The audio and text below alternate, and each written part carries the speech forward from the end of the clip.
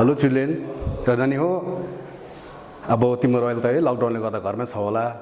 अहिले अब क्लास पनि भएको छैन है, पढाइ पनि अब तिमीलाई भेटेको पनि छैनौ र त्यो नसोच्ने तिमीहरूले फेरि कतिजनाले के सोच्दै होला, फेरि स्कुल आएको छैन ढुक्कै भएर बसिरहेको होला, कतिलाई फेरि सरलाई भेट्नु स्कुल पढ्नु मन लागिरहेको होला है नानी हो। त्यस्तो हुन्छ, अब अहिले समस्या त्यस्तै छ, अहिले अवस्था त्यस्तै छ र पनि हेर नपढी चाहिँ हुँदैन। लकडाउन होस् कि जेसुक होस् नपढी हुँदैन। तिमीलाई सानो एउटा इक्जाम्पल दिन्छु। जब अमेरिकाले चाहिँ नि जापानमा जब 1945मा नि एटम बम झारेको याद छ, 2टा एटम बम झारेको थियो। त्यो टाइममा तस नस भएको थियो हिरोसिमा र नागासाकी भन्ने ठाउँ। त्यो हिरोसिमा र नागासाकी ठाउँमा तस्त हुँदा चाहिँ के भयो, दुनियाँभरको रेस्क्यु टिमहरू, उद्धार गर्ने मान्छेहरू, बचाउ कर्मीहरू देश विदेशबाट त्यो देशमा गएका थिए बचाउनु लागि। त्यसरी जाँदा उनीहरूले के देख्यो, एक ठाउँमा चाहिँ एउटा टिचरले, हेरै नानी हो, एउटा टिचरले चाहिँ 5-6 जना नानी राखेर चाहिँ पढाउँदै रहेछ र उहाँले सोचेर भनेछ, सोध्यो तपाईँले यस्तो डरलाग्दो अवस्था भइरहेछ यहाँ र तपाईँले चाहिँ यस्तो नानीहरूलाई यस्तो अवस्थामा पढाउनु भएको भन्दा त्यो शिक्षकले, त्यो टिचरले के जवाब दियो, यो नानीको जुन समय छ यसलाई चाहिँ बर्बाद गर्नु हुँदैन र यो नानीको समय बर्बाद गरेर हाम्रो देश तरक्की गर्नु, उन्नति गर्नु सक्दैन भनेर त्यो टिचरले भनेको थियो। र भन्नुको मतलब के भने, हामीले तिमीको जुन समय छ त्यो समयलाई खेरो फाल्नु हुँदैन र तिम्रो देशको करारदार हौ, तिमीहरूले पढेर नै तिमीहरूले हामीलाई देशलाई समाजमा उभो ल्याउन सक्छौ। त्यही कारण यहाँ हाम्रो शिक्षा विभागबाट पनि ढिलै भए पनि एउटा सानो जमर्को गरेको छौँ र त्यसले गर्दा हामी तिमीको क्यामेरा अथवा टिभी अगाडि आएका छौँ र म आज जे पढाउँछु ध्यान दिएर सुन्ने है, आफ्नो दिदीहरू दाजुहरूको सहायता लिएर तिमीले प्र्याक्टिस गर्ने यो सुझाव दिँदै म आजको लेसन सुरु गर्न लागिरहेको छु। र क्लास 5 को मेरो लेसन छ buying and selling. Buying and selling, buying भनेको किन्नु, सेलिङ भनेको बिक्री गर्नु है। हाम्रो एभ्रिडे लाइफमा, हाम्रो जिन्दगीमा हामी दिनौँ चिज किनिरहेको हुन्छौँ, दिनौँ चिज किन्छौँ, दुनियाँभरको चिज किन्छौँ, सब्जी किन्छौँ, माछा किन्छौँ, फलफुल किन्छौँ, चामल किन्छौँ।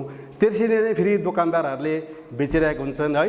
जस्तो फिसरम्यानले फिस बेच्छ भने बुच्चरले मासु बेचिरहेको हुन्छ र यो दिनु चल्ने क्रम हो। र उहिलेको जमाना चाहिँ पैसा रुपियाँ थिएन र त्यस्तो बेच्ने ओर्ने त्यो झमेला थिएन र अहिले समयमा चाहिँ पैसाले गर्दा नै यो बाइङ र सेलिङ, बेच्नु र किन्नु, नेपालीमा शुद्ध नेपाली भन्ने पनि क्रय र विक्रय है। त्यो कोही विषयमा आज तपाईँलाई म नानीहरूलाई म एउटा दुईवटा हिसाब सिकाउन लागिरहेको छु र यो हाम्रो एभ्रिडे लाइफमा चाहिँ चल्ने एकदमै इम्पोर्टेन्ट म्याटर हो, एकदमै इम्पोर्टेन्ट विषय हो यो। र यो बिना हामीलाई बाँच्नु साह्रो पर्छ अनि हामी बाठो पनि, यसले गर्दा हामी बाठो हुन्छौँ। र के भन्दा यो अब बाइङ एन्ड सेलिङ भन्दा सपोज तिमीले दुनियाँ सामान किन्छौ डेली नै होइन, र के चाहिँ गर्दा सपोज अब तिमीहरू दोकान गयौ, 2 रुपियाँको तिमीले पेन किन्यौ अथवा पेन्सिल किन्यौ, त्यसलाई भन्छ बाइङ, किनेको। र दोकानेले तिमीलाई 2 रुपियाँ मागेर तिमीलाई पेन्सिल दिन्छ, त्यसलाई चाहिँ उसले सेल अथवा बिक्री गरेको भन्छ। र यो बिक्री र किन्दा र बेच्दा यसमा के हुन्छ, नाफा नोक्सान भन्ने कुरा पनि हुन्छ। जब तिम्रोमा धेरै पैसा आउँछ कुनै चिज बेचेर त्यसलाई नाफा भन्छौँ हामी, जब कम्ती पैसा आउँछ त्यसलाई भन्छ लस। अथवा यसो सोच न, तिमीहरूले अब 2 रुपियाँको सपोज 2 रुपियाँको एउटा के किन्यौ, कलम किन्यौ, पेन किन्यौ अथवा पेन किन्यौ र तिमीले गोजीबाट 2 रुपियाँ दियौ है, दोकानेले 2 रुपियाँ दियौ, तर त्यो चिज तिमीले 4 रुपियाँमा कतिमा बेचौ, 4 रुपियाँमा बेचौ भने तिम्रोमा कति पैसा हुन्छ, 4 रुपियाँ भयो नि होइन। अघि तिम्रोमा गोजीमा 2 रुपियाँ मात्र थियो, तर जब तिमीले 4 रुपियाँ बेच्यौ, तिम्रोमा अघि 2 रुपियाँ थियो, अब तिम्रो गोजीमा 4 रुपियाँ भयो। From where you get the 2 extra money, त्यो 2 रुपियाँ चाहिँ तिमीले कहाँबाट पायो भन्दा त्यो चाहिँ तिमीले बेचेको पैसा, त्यसलाई भन्छ सेलिङ प्राइस। र अब म च्याप्टरमा जान्छु है। र यो बाइङ र सेलिङको हिसाब अलिकति लामो पनि हुन्छ, अलिकति बुझ्न ट्राई गर्नु, ध्यान लगाएर सुन्नु। म स्पष्ट रूपमा भन्ने ट्राई गर्छु है, कता के हुन्छ तिमीले बुझ्न ट्राई गर्नु। र पहिला म क्वेसन लेख्नै पर्छ, किनभने क्वेसन बिना हामीलाई हिसाब गर्न साह्रै पर्छ। र के छ भने क्वेसन नम्बर 1मा छ, पेज नम्बर छ 42, पेज नम्बर 42 को क्वेसन नम्बर 1 के छ question, shopkeeper but 75 sarees at rupees 375 each.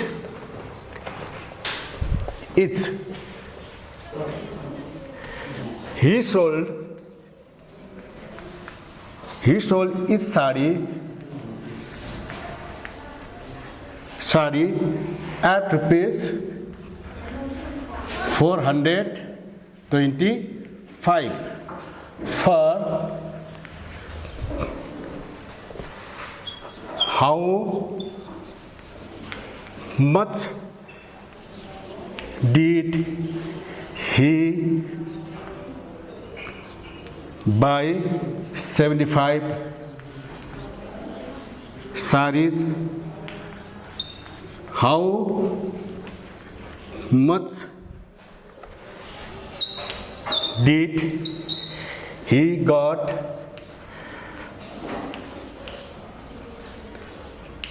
by selling them? How much more did he got from selling? र जब पनि हामी यो खालको क्वेसन देख्छौँ, हामी भेट्छौँ है, यसमा चाहिँ तिमीले के याद गर्नुपर्छ भने क्वेसनलाई चाहिँ बारम्बार पढ्नुपर्छ। You have to read the question truly and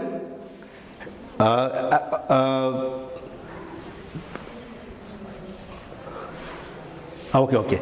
Now, a shopkeeper bought 75 sari at rupees 375 each. पहिले बुझ यो line. A shopkeeper bought 75 sarees at rupees 375 each. भन्नुको मतलब के भने एउटा दोकानेले चाहिँ साडी किनेछ। कतिवटा साडी किन्यो? 75 वटा साडी किन्यो। 75 भनेको 75 भनेको 75 वटा साडी किन्यो। कति रुपियाँमा? 375 रुपियाँमा। त यस्तो नसोच्नु फेरि 75 वटा साडीको दाम चाहिँ 375 भनेको होइन नि। र यसमा इम्पोर्टेन्ट के छ? इच भनेको छ। What is the meaning of each भनेको एउटा साडीको दाम चाहिँ रहेछ कति रहेछ? 375 एउटा साडीको दाम। भनेपछि उसले त कति किन्दैछ?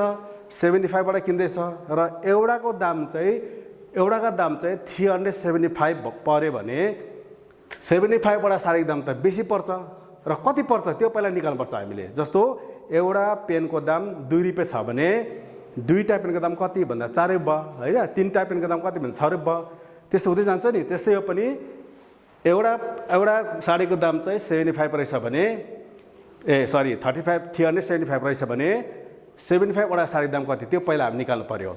त्यसपछि आउँछ यो लाइनलाई छोड। त्यहाँबाट त्यो साडी उसले कति बेच्यो? ही sold each sari at rupees 425।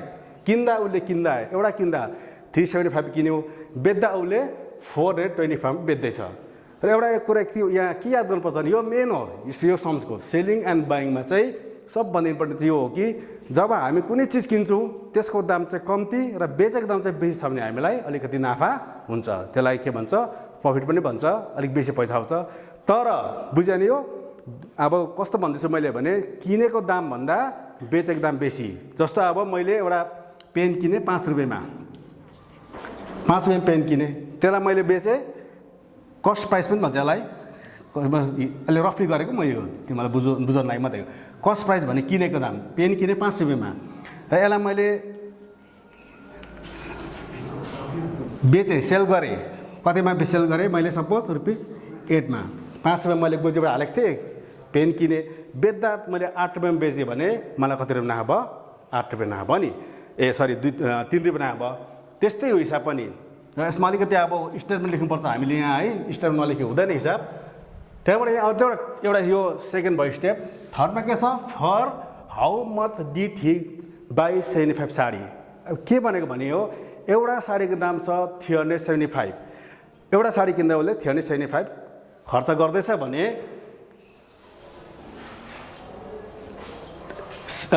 375 खर्च गर्दैछ भने 75 वटा साडी किन्दा चाहिँ उसले कति पैसा खर्च गर्छ त्यो पहिला निकाल्नु पर्यो।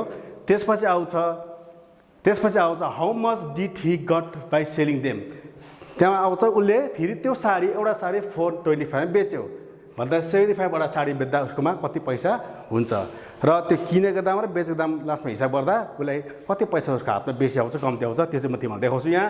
र हामीले के गर्नुपर्छ भने किन ठाउँ नभएर गर्दा म यो अहिले रफ गर्दैछु है, तिमीले किताब हेरेर त्यो क्वेसन पढ्नु सक्छ।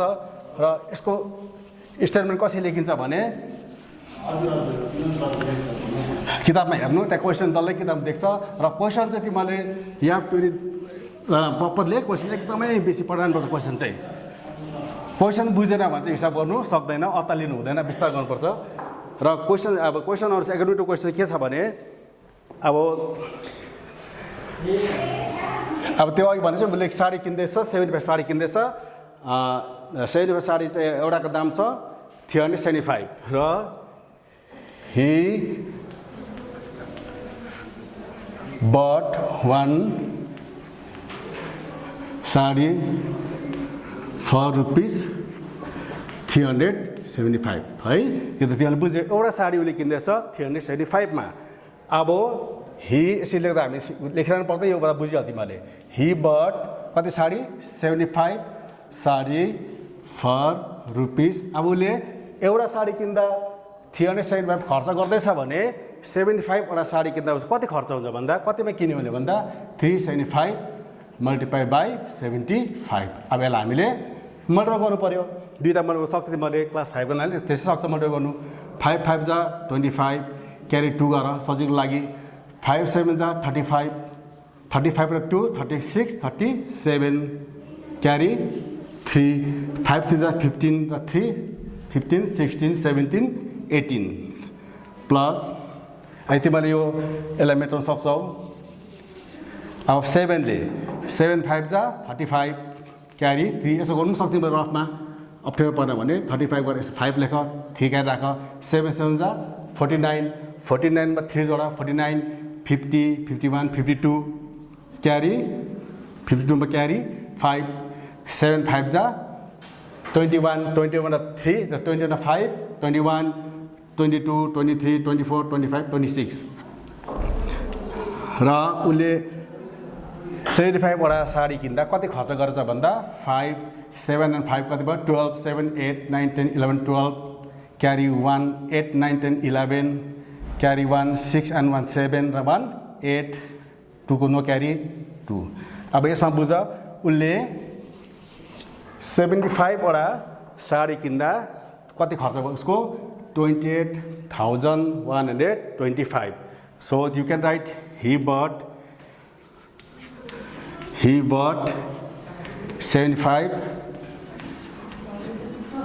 sarees at rupees यहाँ चाहिँ 20,125 यति पैसा भयो अब एकाडेमिक क्वेसन के छ भने अब उसले त्यो साडी हाम्रो छ 75 उसले एउटा किन्यो 375 मा र 75 वटा साडी किन्दा उसले खर्च गर्यो 28,125 अब यो साडी उसले एउटा साडी बेचेको छ 425 मा यसरी नै फेरि गर्नुपर्छ हामीले अब चाहिँ यो चाहिँ किनेको निक्ल्यो अब चाहिँ बेचेको निकाल्नुपर्छ अब बेचेको निकाल्ने ठाउँ छ र म अहिले मेटाइदिन्छु ठाउँ त छ नि यहाँ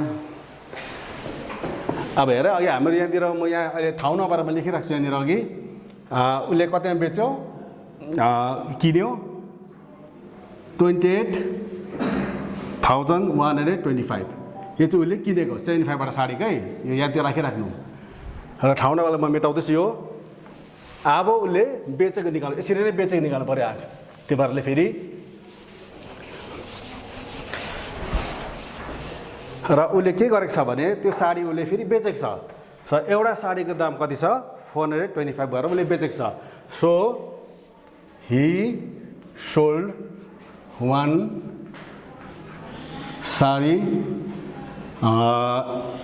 for rupees 425 उसले एउटा साडी बेच्यो 425 मा अब उसले कति साडी बेचेको छ साडी त हाम्रो 75 वटा छ र he sold 75 sari for rupees 425 multiplied by 75 अब यसलाई फेरि मल्टिप्लाई गर्नु पर्यो यसको 3 स्टेप हुन्छ हिसाबको र 5 5 जा 25 क्यारी 2 5 2 जा 10 11 12 क्यारी 1 5 4 जा 20 र 1 21 प्लस 7 5 जा 35 क्यारी 3 7 2 जा 14 14 15 16 17 क्यारी 1 7 4 जा 28 28 1 29 अब हेर है यहाँ difference 5 5 and 2 7 7 and 8 9 10 11 carry 1 9 and 2 and 1 3 भयो। यो चाहिँ अब उसको सेलिङ प्राइस पनि लेख्न सक्छौँ हामी। हो सेलिङ प्राइस अफ 75 साडी। अघि अब तिमीले याद अघि हाम्रो हामीले बेच्दा किन्दा चाहिँ यतिमै किनेको थियौँ है, बेच्दा चाहिँ यतिमै बेच्दैछौँ। अब तिमीलाई के याद गर्नुपर्छ, अघि मैले फर्स्टमा भनेको छु जब चाहिँ किनेको भन्दा बेचेको दाम चाहिँ बेसी हुन्छ त्यति बेला हामीलाई अलिकति नाफा हुन्छ। यहाँ अब के छ, हामीले बेच्दा कति बेच्यौँ 31,875 मा बेच्दैछौँ, किन्दा कति खर्च गरेको थियौँ 28,125 भनेपछि हामीलाई के भयो, बेचेको दाम बेसी आउँदैछ नि त, किनेको दाम कम्ती छ र हामीलाई के हुन्छ त्यो बेला चाहिँ नाफा हुन्छ, प्रफिट भन्छ, नाफा हुन्छ। र कति नाफा भयो भन्दा अब क्वेसन के भन्दैछ भने how much more did he got from selling. र उसले जब त्यो 75 वटा साडी चाहिँ बेच्यो 425 गरेर 425 गरेर बेच्यो, किन्दा चाहिँ उसले कसरी किनेको थियो भने 75 गरेर एउटाको साडीको 375 गरेर किनेको थियो र किन्दा उसले 28,125 उसले खर्च गरेको थियो, उसले गोजीबाट गएको थियो 28,125 भएको है। र उसले जब बेच्यो एउटाको दाम 425 इच गरेर बेच्दा चाहिँ उसमा कति पैसा भयो 31,875 भयो। अब उसलाई कति नाफा भयो कि नोक्सान भयो भन्दा चाहिँ के हुन्छ भने अब सेलिङ प्राइस बेसी छ भने हामीले जहिले पनि सेलिङ प्राइसबाट किनेको दाम चाहिँ घटाउनुपर्छ। बेचेको दाम चाहिँ किनेको दामबाट किनेको दाम कम्ती छ र बेचेको दाम बेसी छ भने चाहिँ बेचेको दामबाट चाहिँ किनेको दाम हामीले घटाउनु पर्छ, सब्ट्र्याक्ट गर्नुपर्छ। सो हाम्रो सेलिङ प्राइस छ, सेलिङ प्राइस अफ 75 साडीको छ रुपिस 31,875। त्यसरी नै अब हामीले किनेको छ cost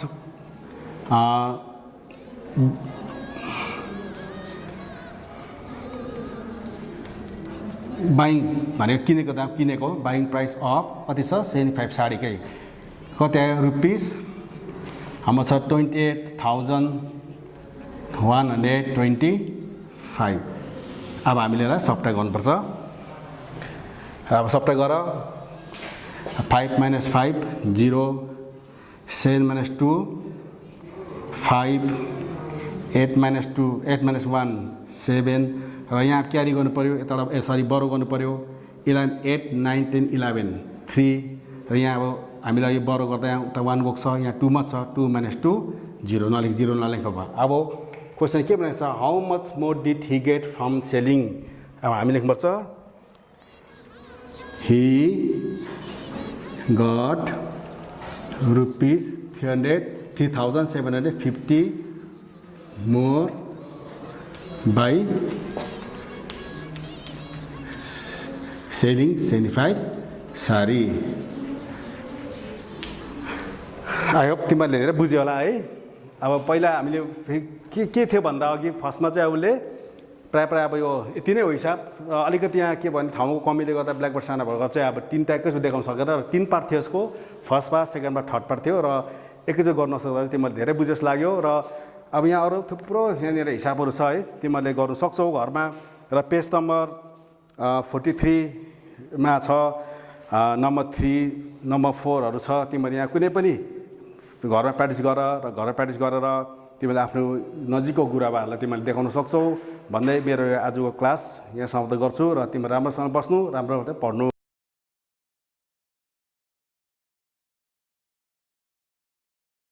Hello everyone, today I'll be teaching English of class 5 and please open the chapter lesson 2, page number 23. Okay. Now our chapter's name is Feet on Feet. A feet on feet. Feet means feet भनेको के हो? FEAT.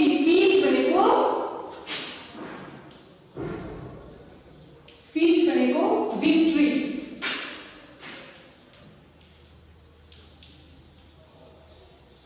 Victory भनेको जित्नु।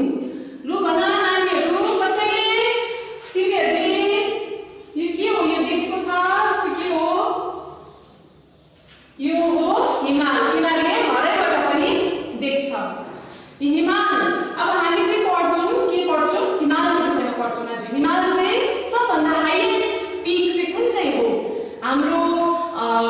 यहाँनिर कञ्चनजङ्घा छ तर हाम्रो highest peak चाहिँ कुन चाहिँ हो माउन्ट एभरेस्ट माउन्ट एभरेस्टमा कुन चाहिँ त्यो फर्स्ट टर्निङ त्यो विषयमा हामी आज पढ्छौँ र यहाँ नक्सामा के देख्यो तिमीहरूले हिमाल देख्यो हैन which is the highest peak in the world वर्ल्डको संसारकै सबैभन्दा ठुलो हाइएस्ट अल्टो पिक चाहिँ कुन चाहिँ हो त्यो चाहिँ हो Mount Everest where is it located थाहा छ तिमीहरूलाई कहाँनिर छ त्यो where is it located त्यो चाहिँ माउन्ट एभरेस्ट चाहिँ छ कहाँनिर छ भने नेपालदेखिको टिबेटसम्म लोकेट भएको छ नेपालदेखिको टिबेटसम्म लोकेट भएको छ त्यो चाहिँ नेपालमा छ र टिबेटमा पनि एक्सटेन्ड भएर गएको छ it is located from Nepal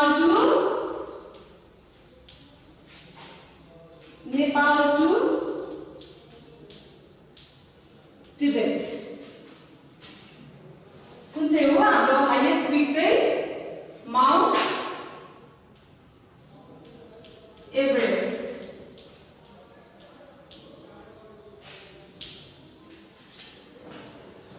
Now let's start the chapter.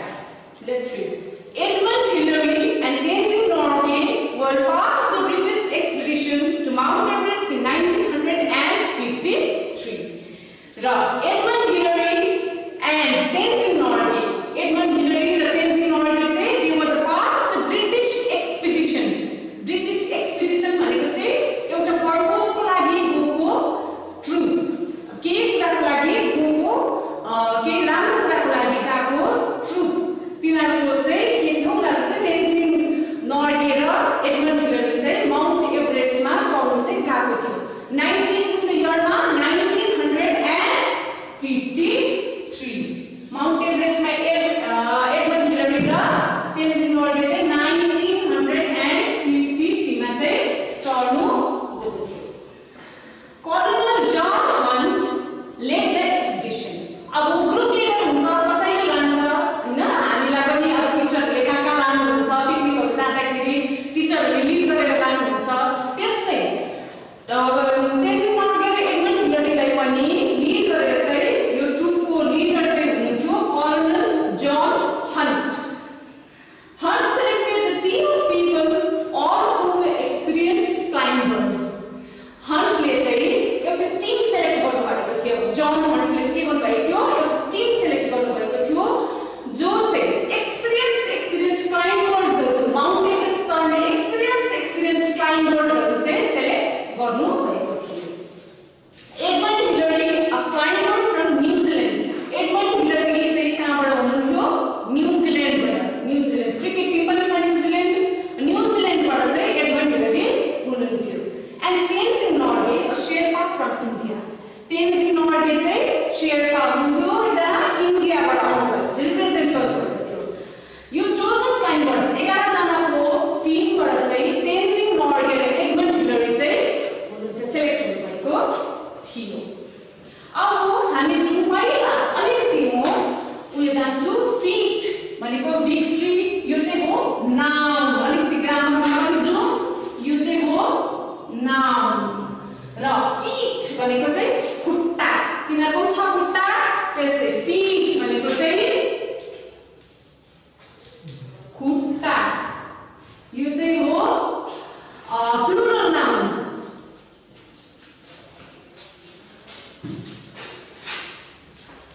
सिंगुलरमा के हुन्छ फुट हुन्छ सिंगुलरमा के हुन्छ फुट फुट चाहिँ के हो सिंगुलर एउटा मात्रै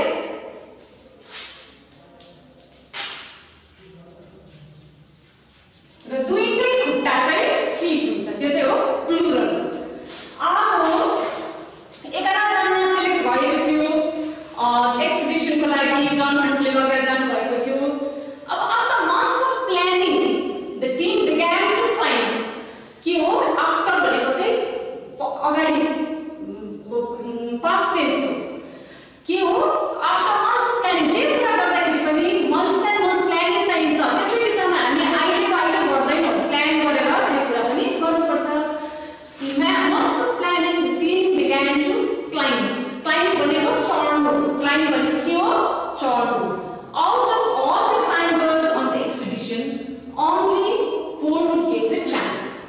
के भयो 11 जनाको टिममा जो 11 जना चढ्ने थियो एक्सपिडिसनमा only 4 would get a chance 4 जनाले मात्रै चान्स पाउँथ्यो त्यहाँनिर त्यो माउन्ट एभरेस्टमा चढ्नु चाहिँ अब टुप्पोमा पुग्नु अटेम्प्ट भनेको ट्राई गर्नु त्यहाँ पुग्नु ट्राई गर्नु चाहिँ 4 जनाले मात्रै पाउँथ्यो 11 जनामा पनि Hunt the team leader selected 2 teams of climbers Hunt John Hunt जो चाहिँ टिम लिडर हुनुहुन्थ्यो उहाँले चाहिँ के गर्नुभयो 2 teams of climbers सेलेक्ट गर्नुभयो दुईटा टिम थियो अब क्लाइम्ब गर्ने पनि 11 जनामा के भयो दुईटा टिम मात्रै सेलेक्ट भयो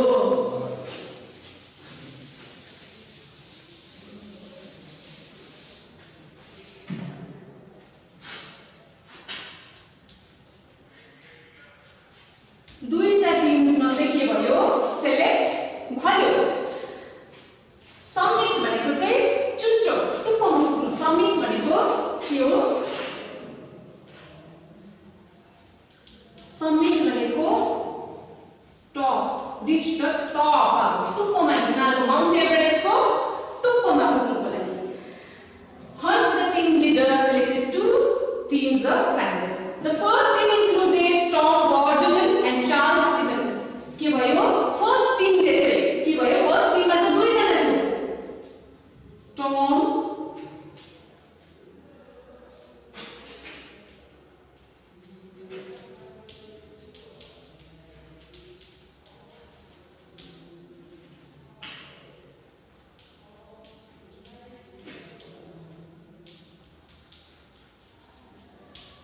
Bourdillon र चार्ल्स इभन्स के थियो फर्स्ट टिममा थियो र अब यिनीहरू दुईजना के थियो फर्स्ट टिममा अब सेकेन्ड टिममा चाहिँ को थियो सेकेन्ड अब 4 जना मात्रै सेलेक्ट भयो 11 जनामा त अब सेकेन्ड टिममा चाहिँ को थियो एडमन्ड हिलरी र तेन्जिङ नोर्गे शेर्पा फ्रम इन्डिया अब सेकेन्ड टिममा को थियो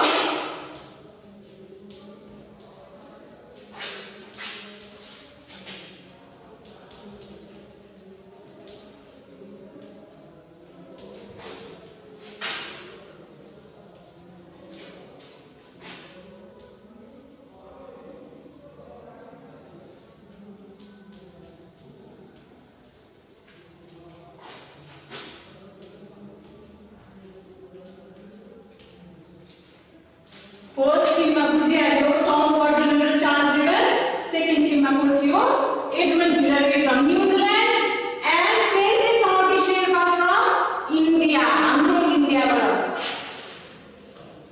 The first team left on May 26, 1953 to reach the summit.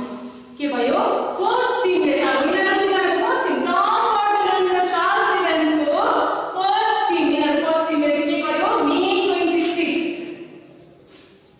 May 26, 1953 मा चाहिँ माउन्ट एभरेस्ट चढ्नु गयो र के भयो The 2 men made it up to 300 feet short के भयो माउन्ट एभरेस्ट चढ्दा चढ्दा 300 फिट मुनि माउन्ट एभरेस्ट पुग्नु टुप्पोमा पुग्नु समिटमा पुग्नु 300 फिट मुनि मात्रै आइपुगेर चाहिँ के भयो उनीहरू रोकियो पुग्नु आँटेको थियो 300 फिट मात्रै थियो तर के भयो ब्याड वेदर अब के भयो ब्याड वेदर एकदमै वेदरले साथ दिएन उनीहरूलाई हिउँहरू पर्नु थाल्यो हिउँ परेपछि के हुन्छ एभलेन्च झर्छ उनीहरूलाई पनि बगाएर सोरेर लान्छ र के भयो उनीहरूको त्यो टिम त्यो ट्रुप तर पनि मान्छेहरू अहिलेसम्म चढेकोमा चाहिँ तिनीहरू त्यति बेलासम्म चढेकोमा चाहिँ उनीहरू हाइएस्टमा पुगेको थियो तर पनि के भयो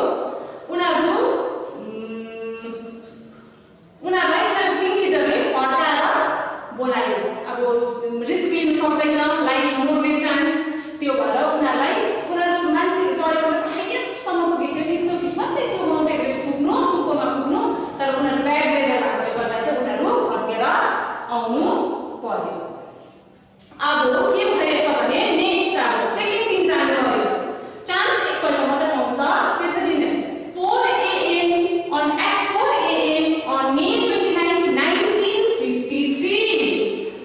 भयो फेरि 4 AM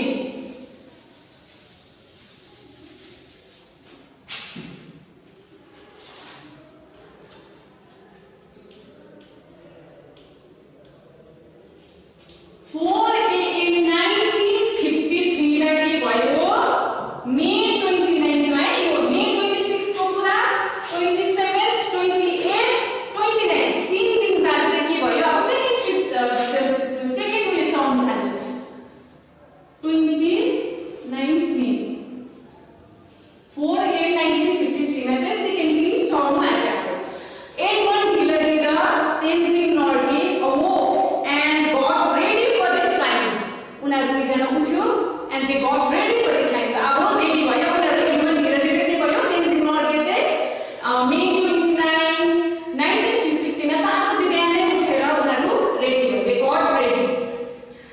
Hillary discovered that his boots had frozen and spent 2 hours defrosting them. हिलरीले के देख्यो अब 4 बजे बिहान त उठ्यो तर उले देख्यो उसको बुटमा एकदमै अब माउन्ट एभरेस्ट चढ्दा लाउने बुट अब त्यतिकै त जानु भएन उसको एकदम बुटहरु त के भएछ सबै आइस जम्मा भएछ डल्लै अब उसको चढ्ने त्यो आइस जम्मा भएछ बुटमा त त्यहाँदेखि उनले त्यो डिफ्रस्ट गर्नु थाल्यो. डिफ्रस्ट भनेको आइस रिमुभ गर्नु. डिफ्रस्ट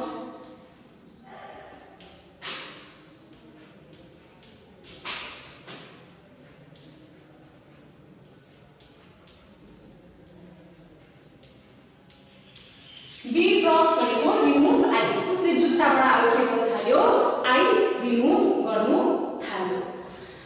उनलाई त्यो जुत्ताबाट आइस रिमुभ गर्नु इट टुक 2 hours. 2 hours लागेछ उनलाई.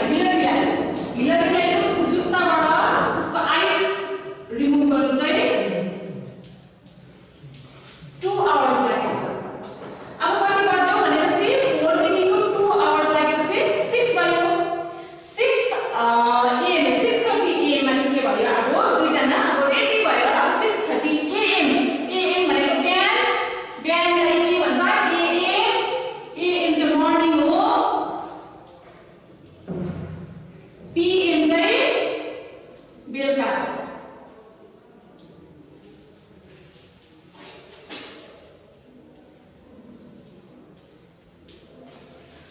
AM चाहिँ बिहान हो. अब 6:30 AM मा चाहिँ के भएछ हिलरी र तेन्जिङ नोर्गे चाहिँ के भयो उनीहरुले क्याम्प छोडेर गयो अब चढ्नु.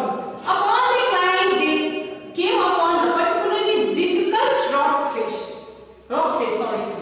के भएछ तिनीहरु चढ्दा एउटा उयस भएछ एकदमै हिलरीले के भएछ एकदमै डिफिकल्ट रक फेस भेटेछ. हिमालमा त्यतिकै त्यो स्नो मात्रै हुँदैन रकमा स्नो जम्मा भएको हुन्छ. त्यसमा चाहिँ के भएछ आइस जम्मा भएको हुन्छ. त्यसमा चाहिँ एकदमै difficult rock face भेटेछ.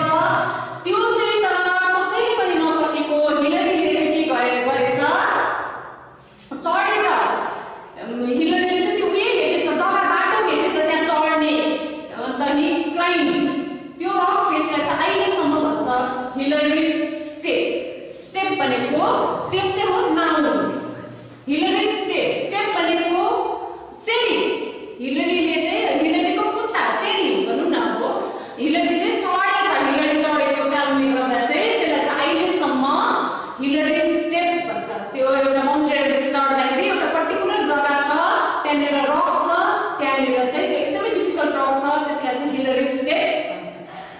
At 11:30 AM Hillary and Norgay reached the summit of Mount Everest. At 11:30 AM अब कति भयो 6:30 AM मा गएको थियो. अब 11:30 मा चाहिँ के भएछ 11:30 मा बिहानको 11:30 AM मा चाहिँ Hillary and Norgay reached the summit. Hillary र Norgay चाहिँ के भयो माउन्ट एभरेस्टको समिटमा पुगेछ. समिट भनेको टप चुचुरामा पुगेछ. Hillary reached out to shake Norgay's hand. हिलरीले के गर्यो नोर्गेको ह्यान्ड शेक गर्नको लागि गएछ.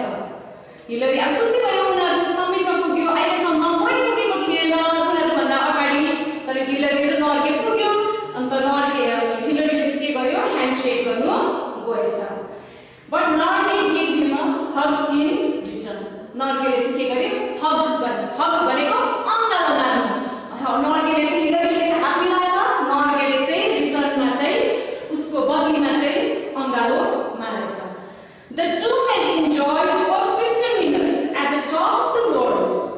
because of the low oxygen supply. के भयो नर्गे र हिलरी चाहिँ तेन्जिङ नर्गे शेर्पा र हिलरी चाहिँ एडमन्ड हिलरी चाहिँ only 15 minutes बसे त्यहाँनिर 15 minutes भन्दा बेसी बसेन उनीहरू त्यहाँ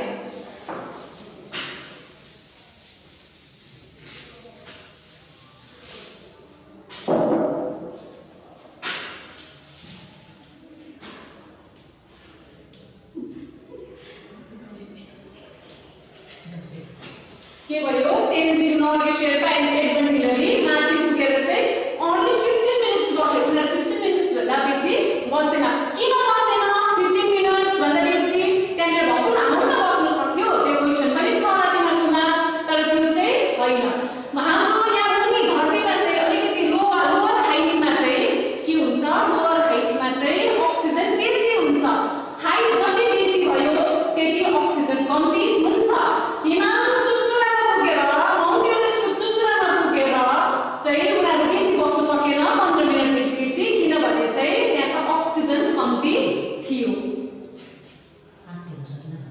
सास फेर्न सक्दैन अक्सिजन कम्ती छ भने त्यो भएर चाहिँ उनीहरू 15 मिनटदेखि बेसी बसेन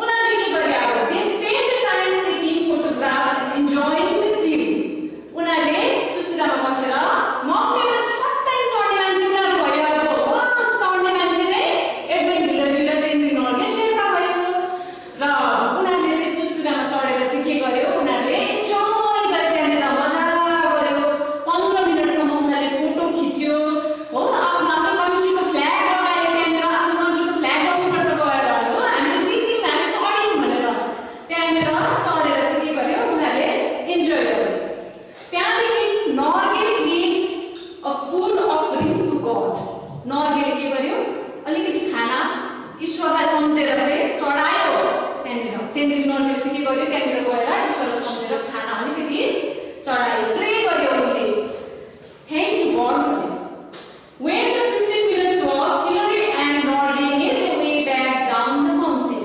के भयो when the 15 minutes were up 15 minute पुगेपछि के भयो त्यहाँ बसिरहनु हुँदैन फेरि अब अक्सिजन कम्ती हुन्छ मर्ने चान्स हुन्छ वेदर पनि बिग्रिन्छ फेरि वेदर बिग्रियो भने फेरि उनीहरूको मर्ने नै चान्स हुन्छ त्यही कारण 15 मिनट बाद Norgay and Hillary made their way back down the mountain के गर्यो उनीहरू फेरि ओह्रालो आउनु सजिलो होइन त्यसरी नै ओह्रालो उनीहरू झर्यो यो स्टोरीले आज त्यति नै भन्छ र तेन्जिङ नर्गेको चाहिँ स्ट्याचु तिमीहरूले देखेको छ भने चाहिँ जो सिलिगुडी गएको छ सिलिगुडी जाँदाखेरि तल दार्जिलिङ मोडमा एकजना मान्छे हिमाल चढी हिमालमाथि एउटा फ्ल्याग लिएर उफ्रिरहेको मान्छे छ ऊ चाहिँ हो हाम्रो आफ्नै तेन्जिङ नर्गे शेर्पा अब तिमीहरूलाई म एउटा टास्क दिँदैछु होमवर्क अब गर्नु घरमा त्यो चाहिँ के हो भने एक्टिभिटी 1 हेर्नुहोस् पेज नम्बर 25 मा एक्टिभिटी 1 छ what happened on May 29 1953 follow the given sequence and describe के भयो अब के छ यहाँनिर यो त स्टोरी डल्लै पढ्नुपर्छ तिमीहरूले व्हाट ह्यापन्ड अन मे 29 1953 1953 मा मे 29 मा के भएको थियो 4 AM मा के भएको थियो दुईजना Tenzing Norgay and Hillary had got up 6:30 AM मा के भयो उनीहरू माउन्ट एभरेस्ट चढ्नु थाल्यो they started their climb 11:30 AM मा के भयो they reached the summit 11:30 AM मा चाहिँ बिहानको 11:30 मा चाहिँ के भयो they reached the summit 11:45 AM मा के भयो they started coming down the Everest हाम्रो एभरेस्टमा चढेको हिस्ट्री चाहिँ तेन्जिङ नर्गे एन्ड हिलरीले हो फर्स्ट टाइम वर्ल्डमा हाम्रो वर्ल्डको हाइएस्ट पिकमा चढ्ने चाहिँ Tenzing Norgay Sherpa and Edmund Hillary हो थ्याङ्क यू हेलो नमस्कार म मनोहर चार्मिङ राई मिरिक खप्पारी गाउँ प्राथमिक पाठशालाबाट नानीहरूलाई आजको क्लास 4 को हाम्रो परिवेशबारे शिक्षा दिइरहेछु र आजको हाम्रो परिवेश विषय छ अब इन्भाइरोमेन्ट आज हामी पढ्नेछौँ, हामी जानकारी पाउनेछौँ। पानीमा बस्ने प्राणी एउटा, 2 नम्बरमा पक्षीहरू अनि 3 नम्बरमा विलुप्त प्राय प्राणीहरू। विलुप्त प्राय प्राणी। र आजको यो क्लास सुरु गरौँ। प्रथममा पानीमा बस्ने प्राणीहरू है। नानीहरू, तिमीहरूको घर वरिपरि तिमीहरूले देखेका छौ कतिवटा खोला नाला छन्, मसिना मसिना खोल्साहरू छन्। साथसाथै तिमीहरूको घर वरिपरि हामी कुवा, तलाउ, झिलहरू पनि पाउँछौँ होइन। अनि त्यहाँ राम्ररीसँग तिमीहरूले हेऱ्यौ भने त्यहाँ तिमीहरूले थुप्रै किसिमका प्राणीहरू देखेका छौ। भन्न सक्छौ त्यो तलाउमा कुन कुन प्राणीहरू हुन्छन् तिमीहरूले देखेको? 1 नम्बरमा सबैले भनेको चेपेगाडा। चेपेगाडा तिमीहरूले देखेको छौ। र यसले चाहिँ के बताउँछ भन्दाखेरि चाहिँ जति पनि प्राणीहरू छ तिनीहरू जमिनमा मात्रै नबसेर चाहिँ कहाँ पनि बस्दा रहेछ, पानीमा पनि उनीहरू बस्दा रहेछ। उनीहरूको बास पानीमा पनि हुँदो रहेछ। र त्यसै विषयमा पानीमा बस्ने प्राणीको विषयमा हामी पढ्छौँ। अब पानी भन्ने बित्तिकै संसारमा चाहिँ 2 किसिमको पानी पाउँछ है। एउटा हुन्छ मिठो पानी अनि अर्को हुन्छ नुनिलो पानी। र मिठो पानी हामी कहाँ पाउँछौँ भन्दाखेरि जति पनि नदीहरू, खोलाहरू, खोल्सा, नालामा बगेको पानीलाई चाहिँ हामी जो पानी हामी पिउँछौँ त्यो पानीलाई चाहिँ हामी के भन्छौँ? मिठो पानी। अनि जो पानी समुद्रमा पाइन्छ त्यो चाख्दाखेरि चाहिँ नुन जस्तो नुनिलो हुन्छ, त्यो पानीलाई चाहिँ नुनिलो पानी भन्छ। र 2 प्रकारको पानी मैले त तिमीलाई छुट्याउनुको कारण चाहिँ के भने मिठो पानीमा पनि प्राणीहरू बस्छन् अनि नुनिलो पानीमा पनि प्राणीहरू बस्छन्। अब हेर्नु, मिठो पानीमा कुन प्राणी बस्छ, नुनिलो पानीमा कुन प्राणी बस्छ भन्ने कुरो छोडेर चाहिँ के गर्नुपर्छ? हामी पहिला पानीमा चाहिँ प्रथम कुन प्राणीहरू बस्न सक्छन् त भनेर विचार गर्दाखेरि तिमीहरूलाई नै म क्वेसन गर्छु। कुन कुन प्राणीहरू बस्न सक्छ? 1 नम्बरमा हुन्छ माछा। माछा पानीमा बस्छ। अब माछा जात जुन छ त्यो चाहिँ मिठो पानीमा पनि बस्छ, नुनिलो पानीमा पनि बस्छ। अनि माछाहरूमा तिमीहरूले बजार गएको छौ होइन, आमाहरूसित बजार गर्न गएको छौ, त्यहाँ माछा मन्डीमा जाँदा अथवा माछा बिक्री गर्ने जग्गामा जाँदाखेरि चाहिँ तिमीहरूले थुप्रो किसिमको माछा पाउँछौ होइन। रुई माछा हुन्छ, त्यहाँ कत्ला माछाहरू हुन्छ, सिङ्गी माछाहरू हुन्छ, मागुर माछाहरू हुन्छ। अनि त्यसबाहेक अरू धेरै अहिले त के माछा पनि हुन्छ, नकाँडा माछा पनि हुन्छ, देखेको छौ होइन। कतिजना त खाएका पनि छौ। र त्यो सबै माछाहरू चाहिँ कहाँ बस्छन् भन्दाखेरि पानीमा बस्छन्। त्यसरी नै नुनिलो पानीमा बस्ने माछाहरू चाहिँ समुद्रमा पाउने माछाहरू कुन कुन हुन्छ? कुन अरे? साग माछा है। अरू धेरै माछाहरू नुनिलो पानीमा बसेका पाउँछ। अब एउटा कुरो चाहिँ यहाँ के भनौँ भने ती माछाहरू पानीमा बस्नु कसरी सक्षम छ? हामी मान्छे पानीमा गयो भने के हुन्छ? पौडी खेल्नु जाने त पौडेर निस्किन्छ, नभए डुब्छौँ। किन भन्दाखेरि ती माछाहरूको जस्तो अङ्ग हामीमा छैन, त्यसै कारणले गर्दा हामी पानीमा डुबेको। र माछाहरू चाहिँ स्पेसल एउटा अङ्ग हुन्छ, त्यो अङ्ग हो पखेटा अथवा अङ्ग्रेजीमा भन्दा फिन्स। त्यही पखेटा अथवा फिन्सको सहयोगले चाहिँ माछा पानीमा पौड्न सक्छ, सजिलैसित पौड्न सक्छ। त्यसैले गर्दा माछा पानीमा बस्न सकेको हो। यसको साथसाथै माछाको शरीरमा के पाउँछौँ हामी? कत्लाहरू पाउँछौँ होइन। कत्ले माछा, रुई माछा सफा गर्दै गएर देखेको छ नि तिमीहरूले त्यो माछा काटेको जग्गामा। त्यो कत्ला चाहिँ के हो, कडा एउटा हड्डी जस्तो पर्दा र त्यही कत्लाले चाहिँ माछालाई के गर्छ, रक्षा गर्छ। कुनै प्रकारको चिजहरूदेखि रक्षा गर्नलाई चाहिँ माछाको चाहिँ शरीरभरि नै कत्ला अथवा स्केल्स हुन्छ। र अब हेर,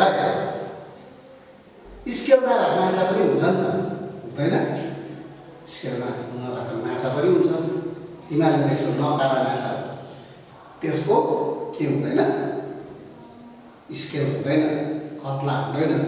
तर तिनीहरूले चाहिँ आफूलाई कसरी त्यसो भने प्रोटेक्ट गर्छ त, आफूलाई कसरी बचाउँछ त भन्दाखेरि उनीहरूको शरीर चाहिँ कडा हड्डी हुन्छ।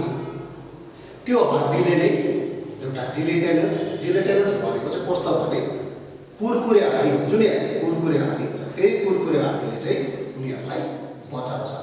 साथसाथै सिङ्गी माछा, तिमीहरूले देखेछौ मागुर माछाको चाहिँ यो कान छेउछेउमा, गिल्सको छेउछेउमा चाहिँ के हुन्छ, मसिनो मसिनो लामो लामो काँडा हुन्छ।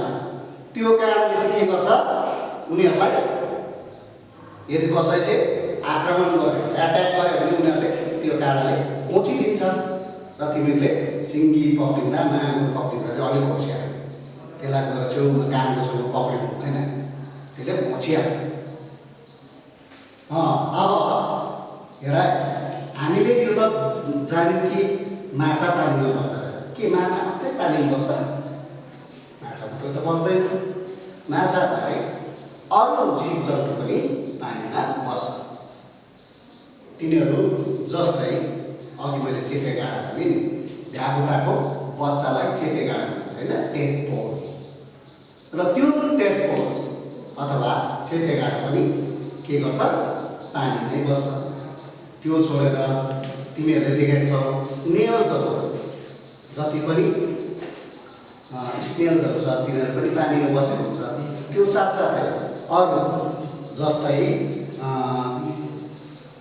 सिपी भन्छ, जहाँबाट चाहिँ हामी मोती पाउँछौँ। मोती भनेको बुझ्छ होला नि, मोतीका हात लगाएको सुनेको छ होला नि है। त्यो मोती पनि जोबाट पाइन्छ त्यसलाई सिपी भन्छ।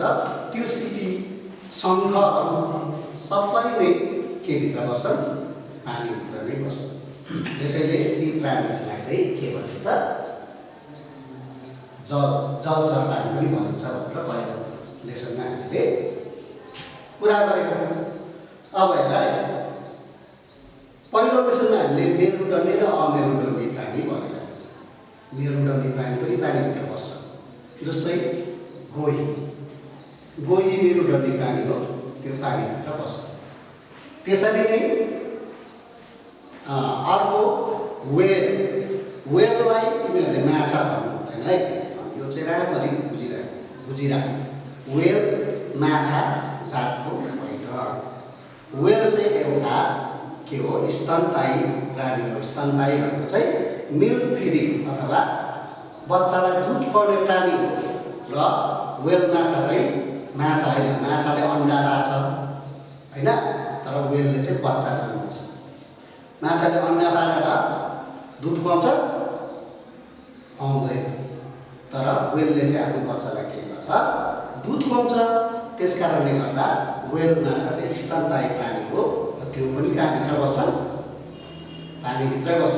तिमीहरूले देखेको छ होला नि है, टिभीतिर हेर्दाखेरि धेरै समयमा माथि निस्केर उसले के गर्छ, सास फेर्छ, फेरि पानीभित्र बस्छ, फेरि 20-25 मिनट बादमा निस्कन्छ। उनीहरूको त्यो सास फेर्ने प्रणाली चाहिँ त्यस्तै हुन्छ, तर बस्नु चाहिँ पानीभित्र नै बस्छ।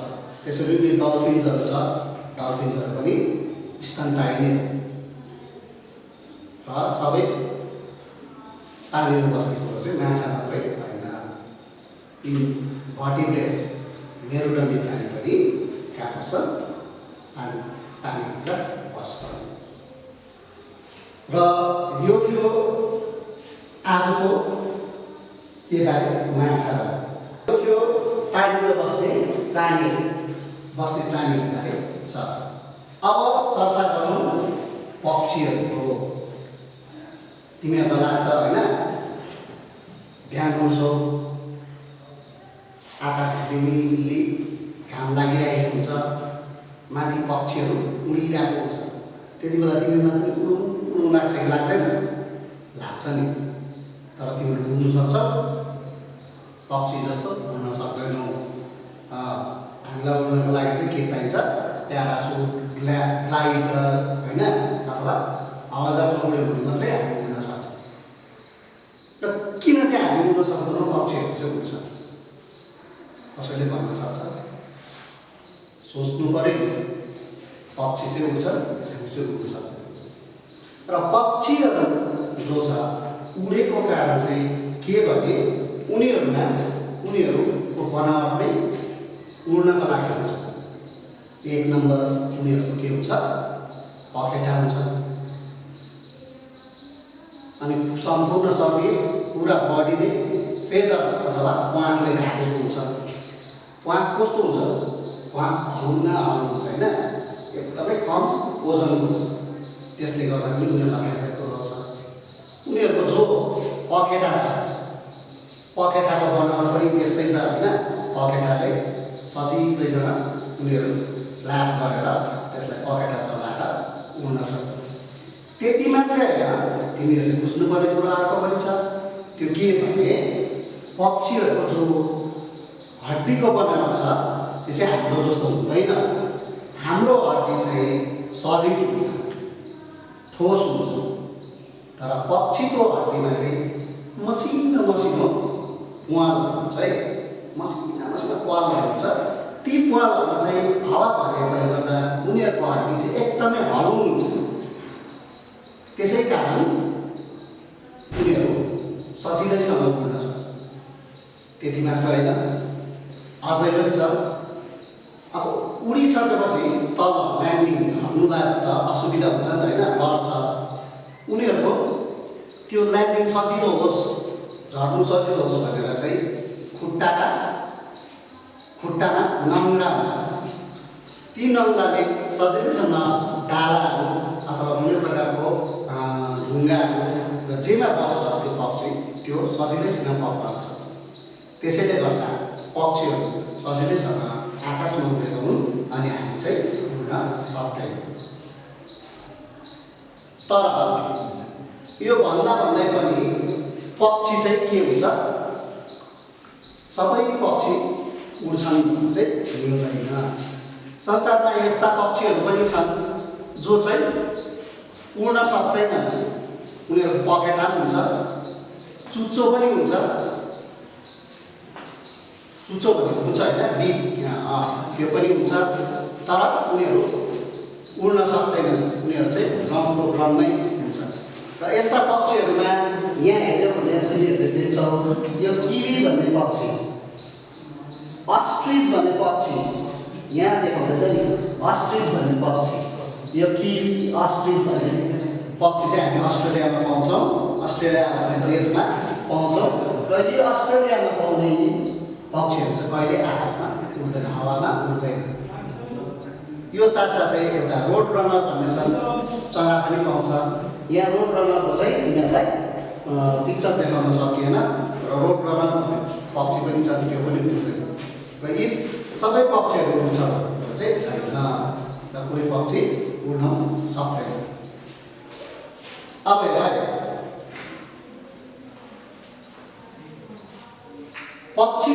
विभिन्न पक्षीको विभिन्न ह्याबिट हुने। कोही पानीमा बस्छ जस्तै हाँस,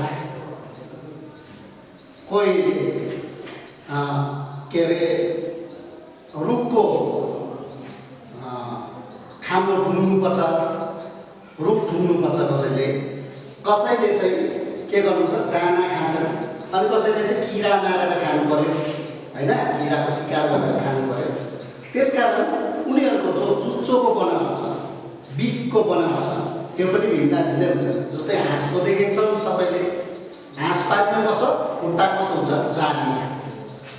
त्यसरी नै लान्छे के गर्छ, लान्छेले चाहिँ रुखको ट्रङ्कबाट, रुखको मुढाबाट चाहिँ किरा निकालेर खानुपर्छ।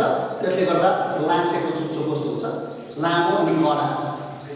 त्यसरी नै एउटा भँगेराले अथवा ढुकुरले भुइँमा झरेको दाना टिपेर खानुपर्छ। त्यसले गर्दा उनीहरूको चुच्चो चाहिँ छोटो हुन्छ। यस्तो प्रकारले उनीहरूको खानाका हेबिटअनुसार उनीहरूको चुच्चोको बनावट पनि भएको हुन्छ। साथसाथै हेरा पक्षीहरू मात्रै हावामा उड्छन् आकाशमा उड्छन् भन्ने कुरो छैन। धेरै यस्ता कीट पतङ्गहरू छ, किरा फटेङ्ग्राहरू छ जसको चाहिँ पखेटा हुन्छ अनि उनीहरू हावामा उड्छन्, तर उनीहरूको पखेटाको बनावट चाहिँ भिन्दै हुन्छ। अनि पखेटा पनि थुप्रै हुन्छ किरा, तर पक्षीको चाहिँ जहिले पनि दुईटै पखेटा हुन्छ। अब हेर नानी हो, हामी जान्छौँ पक्षी विलुप्त प्राय प्राणी। अब यो विलुप्त प्राय प्राणीहरूमा पनि प्रथम शब्द विलुप्त जो छ यहाँ लेखेको, यसको माने के हो पहिला त्यो जान्न जरुरी छ। विलुप्त भनेको चाहिँ हराउनु, मतलब यो संसारमा हुँदैन, बिल्लिनु पनि साधारण भाषामा भने बिल्लिनु। र यो संसारबाट धेरै यस्ता पशु पक्षीहरू छन् जो विलीन भएर गइसकेका छन्, अनि धेरै यस्ता पशु पक्षीहरू छन् जो चाहिँ अब विलुप्त प्राय छ, बिल्लन लागेको छ, एकदमै कम्ती छ सङ्ख्या। र यस्ता पशुहरूमा एउटा आउँछ रोयल बेङ्गल टाइगर है, रोयल बेङ्गल टाइगर। अनि हाम्रो दार्जिलिङको कुरा गर्दाखेरि चाहिँ हामीले दार्जिलिङमा स्नो लेपर्ड अथवा हिम चितुवा भन्छ, जो चाहिँ हिमालमा मात्रै पाउँछ, त्यो पनि अब विलीन हुन लागेको छ। त्यसरी नै रेड पान्डा भन्छ, दार्जिलिङको पद्मा नाइडु जुलोजिकल पार्कमा गएर मात्र तिमीहरूले यो पशुहरू हेर्न पाउँछौ। रेड पान्डा, स्नो लेपर्ड, हिम चितुवा चाहिँ त्यहाँ मात्रै पाउँछ। र यिनीहरू चाहिँ अब विलुप्त प्रायः छ, एकदमै कम्ती सङ्ख्यामा छ, सङ्गममा एकदमै कम्ती सङ्ख्यामा छ। यिनीहरूलाई अब प्रिजर्भ गरेर राखेको छ। यस्ता पशुहरूलाई चाहिँ विलुप्त प्रायः पशु अथवा प्राणी भनिन्छ। अब विलुप्त प्रायः प्राणीमा मैले रोयल बेङ्गल टाइगरको कुरा गरेँ। रोयल बेङ्गल टाइगर चाहिँ हाम्रो बङ्गाल, पश्चिम बङ्गालको खाली सुन्दरवन एरियामा मात्रै पाउँछ। अनि त्यहाँ पनि एकदमै कम्ती सङ्ख्यामा छ। हिम चितुवा पनि खाली दार्जिलिङको पद्मा नाइडु जुलोजिकल पार्क र त्यही वरिपरिको जङ्गलहरूमा कम्ती मात्रामा मात्रै छ, उनीहरूको सङ्ख्या घटिसकेका छन्। त्यसरी नै रेड पान्डा त झन् एकदमै कम्ती छ। नेपालको हिमाली एरियामा एक दुईवटा पाउँछ होला, कम्ती मात्रामा पाउँछ होला, त्यहाँदेखि उता छैन। र यस्तै पशुहरूलाई चाहिँ विलुप्त प्राय पशु भनिएको हो। र कतिवटा पशु त हाम्रो संसारबाट विलुप्त पनि भइसकेका छन्, तिमीहरूलाई थाहै छ होला। थाहा छैन भने म एक दुईवटा पशुको नाम चाहिँ यहाँबाट भन्छु। जस्तै बालीद्वीपको बाघ। बालीद्वीपमा पनि संसारमा अहिले बाघ चाहिँ कहाँ पाउँछ भन्दा भारतमा इन्डोनेसियाको एरियामा, यो भारत उपत्यकाको नेपालतिर पाउँछ अनि रसियामा पाउँछ। अरू जग्गा पाउँदैन। अमेरिकामा गएर बाघ खोज्दा हुँदैन, चिडियाघरमा मात्रै पाउँछ, त्यहाँको जङ्गलमा बाघ पाउँदैन। र यी एरिया त्यस्तै एरियामा एउटा बालीद्वीप छ जहाँ पाइने बाघ चाहिँ अब त्यहाँ पाउन छोडेको छ, सबै विलुप्त भएर गयो। त्यसरी नै अर्को छ हिमालमा पाउने बामन तित्रा। बामन भन्ने एउटा तित्रा जातको पक्षी हुन्थ्यो, त्यो पनि हराएर गएछ। त्यसरी नै अर्को छ त्यो न्युजिल्यान्डमा पाउने ग्रेलिङ माछा। त्यो ग्रेलिङ माछा स्वादिष्ट हुन्थ्यो, सबै आएर त्यसको पुरा शिकार गर्यो अनि अब त्यो न्युजिल्यान्डमा पाउन छोड्यो, विलुप्त भयो, अब त्यो पाउँदैन। त्यसै कारणले हामी एकदमै सजग हुनुपर्छ नानीहरू। पशु पक्षी जताभावी मार्न हुँदैन। बाघ आयो अरे गाउँमा भनेर बाघलाई मार्न हुँदैन। साँपको भेट्यो भनेर डन्ठाले हिर्काएर मारिहाल्नु हुँदैन। यिनीहरू विलुप्त हुँदै गएको, हुँदै जान्छ। अनि यसरी विलुप्त भएको संसारमा फेरि फर्केर आउँदैन। हामीले डाइनोसरको जस्तो खालि नक्सा मात्रै हेर्न पाउँछौँ। त्यसै कारणले तिमीहरू सजग भएर पशु प्राणीलाई जताभावी हानि पुर्याउन हुँदैन। र यो थियो तिमीहरूको आजको पाठ। पहिला पढ्यौँ हामीले पानीमा बस्ने प्राणी, त्यहाँदेखि पढ्यौँ पक्षीहरूबारे, त्यहाँदेखि हामीले जानकारी गरायौँ विलुप्त प्राणीहरूको विषयमा। अब फेरि एकपल्ट रिक्यापिचुलेसन अथवा हामी के गरौँ, रिभिजन गरौँ। हामीले हेऱ्यौँ पानीमा माछाहरू बस्दा रहेछन्। पानी पनि दुई किसिमको हुँदो रहेछ, मिठो अनि नुनिलो। र मिठो अनि नुनिलो दुवैमा प्राणीहरू बस्दा रहेछन्। अनि विशेष गरेर पानीमा पाउने चाहिँ माछा नै रहेछ। माछा बाहेक पनि हामी अनेकौँ प्राणीहरू पानीमा पाउँदो रहेछौँ। अनि माछाको बनावटबारे बनावट थुप्रै किसिमको हुँदो रहेछ। एक किसिममा के हुन्छ, पतला अनि उनीहरूको पखेटा फिन्च हुन्छ। अनि अर्को किसिममा के हुन्छ, उनीहरूको पतला नभए पनि उनीहरूमा कडा हड्डी हुन्छ जसले उनीहरूको रक्षा गर्छ। अनि माछा बाहेक अरू धेरै किसिमका प्राणीहरू पनि पानीमा पाइन्छ, जस्तै गङ्गटा, झिङ्गे होइन, गडेला त माछै भएको। त्यसबाहेक हामी पाउँछौँ स्नेल्स, चिप्ले किराहरू है। अनि थुप्रै किसिमको प्राणीहरू पनि हामी पानीमा पाउँछौँ। त्यसपछि हामी गयौँ पक्षीपट्टि। पक्षी किन उड्न सक्छ भन्दाखेरि उनीहरूमा प्वाँख हुन्छ, उनीहरूको पखेटा, शरीरको बनावट उड्नको लागि एकदमै राम्रो भएको कारणले। साथसाथै पक्षीमा चाहिँ उनीहरूको जो हड्डी छ, बोन छ, उनीहरूको बनावट हलुङ अनि फाल्टै प्रकारको भएकोले। साथसाथै पक्षीहरूमा एउटा कुरो एयर स्याक पनि हुन्छ है। एयर स्याक भनेको चाहिँ वायु एउटा थैली हुन्छ जसमा चाहिँ हावा भरेर जसरी बलुन उड्छ त्यसरी नै उनीहरू पनि हावा भरेर धेरै बेरसम्म उड्न सक्छ। यो बाहेक हामीले अझ जान्यौँ कि खालि पक्षी मात्रै होइन, अरू प्राणीहरू कीट पतङ्ग पनि केमा हावामा हुँदो रहेछ। त्यसपछि हामीले गऱ्यौँ विलुप्तको अर्थ के हो, विलीन हुनु, हराउनु, र कुन कुन प्राणीहरू चाहिँ विलुप्त प्राय रहेछ। हाम्रो संसारमा धेरै धेरै प्राणीहरू छ, त्यसमध्ये केहीको नाम मैले तिमीहरूलाई भनिदिएँ। अनि कुन कुन विलीन भइसकेको छ यस्ता पनि 2-3 वटा नाम मैले तिमीहरूलाई भनिदिएको छु। र यो भयो रिभिजन। कुनै कुरो बुझेन भने, जानेन भने तिम्रा वरिपरिका तिम्रा दाजु दिदीहरूलाई, काका काकी, आमा बाबाहरूलाई, बडाबडीहरूलाई सोधेर पनि तिमीले यो गर्न सक्छौ, जान्न सक्छौ। त्यसबाहेक तिमीहरूको नजिकमा भएको कोही पनि टिचर्सहरूको हेल्प पनि तिमीहरूले दिन सक्छौ। र हामीले आजको श्रेणीमा पढ्न पर्ने कुराहरू सकिसक्यौँ। र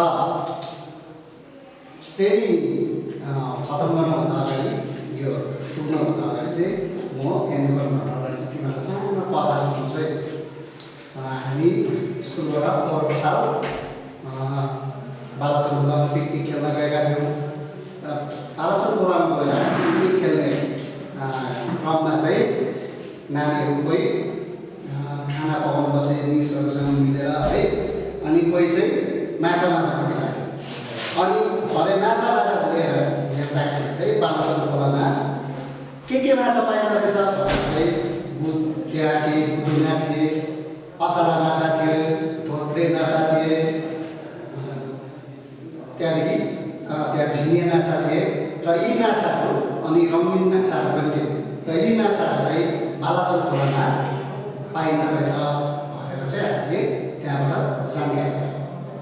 र अब हाम्रो यो हिल्सको खोलामा पनि, खोलाको पानीमा पनि माछाहरू बस्दो रहेछ भन्ने हामीले जानकारी पायौँ। र अब यहाँ हेर, अब यो चाहिँ तिमीहरूको होमवर्क हो। आज चाहिँ बोर्डमा छ, तिमीहरूले फर्स्टमा चाहिँ के गर्नुपर्छ भने मैले यहाँ पक्षीको नाम लेखिदिएको छु, जस्तै भँगेरा, स्प्यारो, हाँस, डक, लाँचे, एकर, चिल, इगल, कालिज, फल। अब यिनीहरूले चाहिँ के कुरो खाँदो रहेछ तिमीहरूले खोजेर यहाँ लेख्न पर्यो। भँगेराले के खाँदो रहेछ, हाँसले के खाँदो रहेछ, लाँचेले, चिलले के खाँदो रहेछ, कालिजले के खाँदो रहेछ यहाँ लेख्न पर्यो। त्यसरी नै दोस्रो नम्बरमा चाहिँ प्राणीको नाम लेख्नु पर्यो। जस्तै लेखेको छ यहाँ मैले दिएको छु तिमीहरूलाई, यसमा चाहिँ उनीहरूको अङ्गको नाम लेख, एक एकवटा अङ्गको नाम लेख। अनि त्यो अङ्गले चाहिँ उनीहरूले के काम गर्छ, कार्य भनेको चाहिँ काम, के काम गर्छ त्यसरी लेख्न पर्यो। जस्तै मान्छे भन्दाखेरि हात भयो भने हातले के काम गर्छ, के कार्य गर्छ त्यो लेख्नु पर्यो नि त होइन। त्यसरी गोही, क्रोकोडाइल, झिङ्गे, प्रन, झिङ्गे माछा, प्रन, गङ्गटा, क्र्याब, भ्यागुता, फ्रग, सिङ्गी माछा, क्याटफिस, यिनीहरूको एक एकवटा अङ्गको नाम लेख।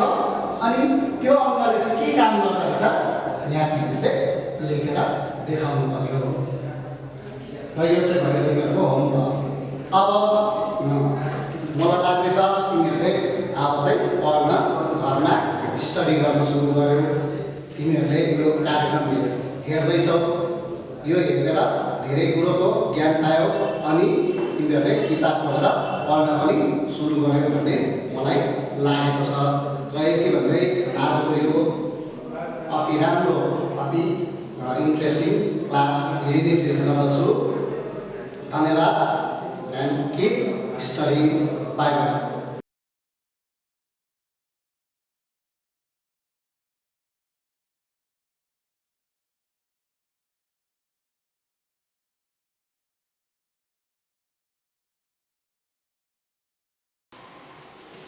Hi students,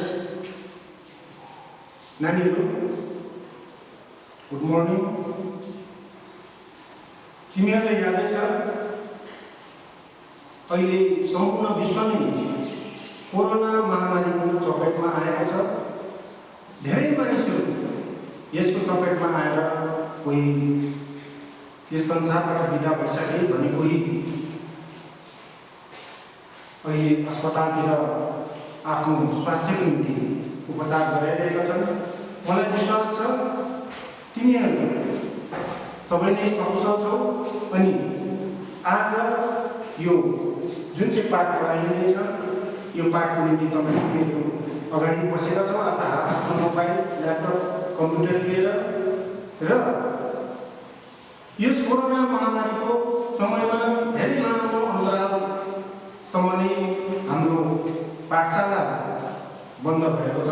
तिमीले देखिरहेको छौ, तिमीले स्कुल जान पाइरहेका छैनौ।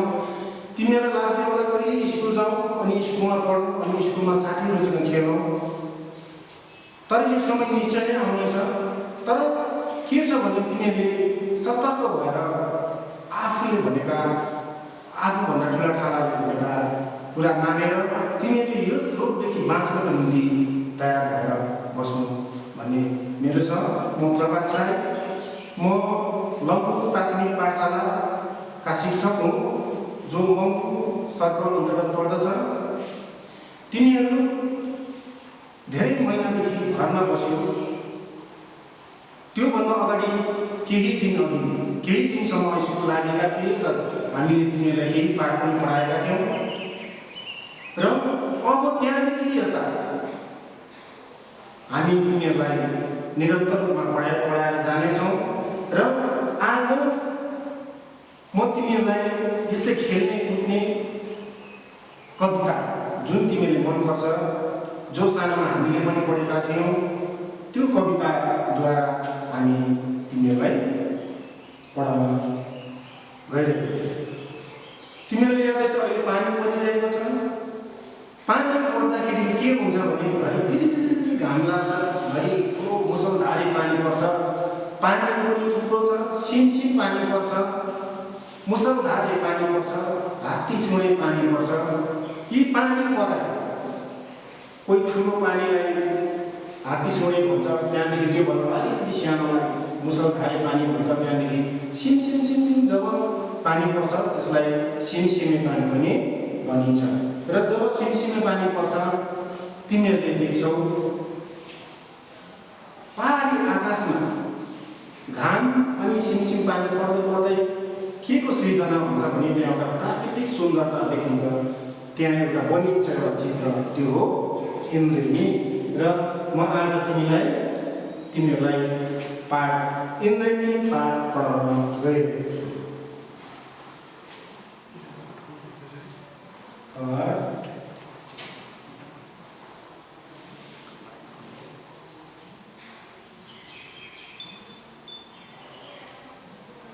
इन्द्रेणी यसका कवि हुनुहुन्छ नरबहादुर दाहालज्यू। देख्दैछ नानीले स्पष्ट?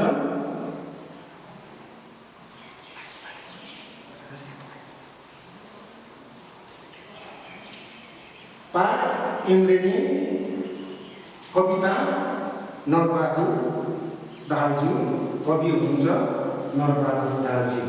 उनी वरिष्ठ कवि हुन्, धेरै पहिलादेखि अहिलेसम्म निरन्तर रूपमा अथक रूपमा नथाकी नेपाली साहित्यको सेवा गर्ने कविहरूमध्ये श्रद्धेय नरबहादुर दाहालज्यू पनि हुनुहुन्छ।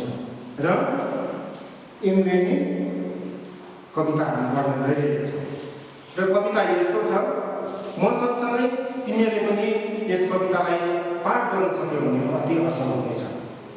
घाम लाग्यो झिलिमिली हेर सुनको डाँडा, पानी पर्यो रिलिझिनी इन्द्रेणीको माला, सात रङ्गे इन्द्रेणीको सातै रङको डोली, समातेर डुल्न झर्की पृथ्वीलाई छोडी, डाँडावाली डाँडाकारी इन्द्रेणीको माला, लगाइदेऊ न झट्ट मलाई नत्र हराइछ, धरतीदेखि आकाशसम्म फैलिएछ सारा, यसमै चढी टिप्न चम्की घाम जोडी। र यो कविता अति नै राम्रो छ र यसलाई यस्तो प्रकारले पनि भन्न सकिन्छ। मसँगै तिमीहरूले भन्न चाह्यो भने पनि सक्छौ। यसलाई गीतको आधारमा, गीतको लयमा हामीले गाउन पनि सक्छौँ। त्यो छ यस्तो, सुन। घाम लाग्यो झिलिमिली हेर सुनको डाँडा, पानी पर्यो रिलिझिनी इन्द्रेणीको माला, घाम लाग्यो झिलिमिली हेर सुनको डाँडा, पानी पर्यो रिलिझिनी इन्द्रेणीको माला, सात रङ्गे इन्द्रेणीको सात रङको डोली, समातेर डुल्न जाऊ कि पृथ्वीलाई छोडी। र यसलाई हामीले सङ्गीतबद्ध तरिकाले यसरी लय हालेर यो कवितालाई गाउँदा पनि हुन्छ। मलाई विश्वास छ तिमीहरूले यो कवितालाई यस्तो प्रकारले अति नै असल तरिकाले सिक्नेछौ। अब इन्द्रेणी के हो? एउटा प्राकृतिक सिर्जना। इन्द्रेणी कसरी बनिन्छ? जब घाम लाग्छ अनि पानी सिमसिम पानी परिरहेको समयमा जब घाम यसरी छिर्छ, पानीभित्रबाट छिर्छ, त्यसरी एउटा अल्ट्राभायोलेट रेज भन्छ, त्यसलाई परावैगनी किरण,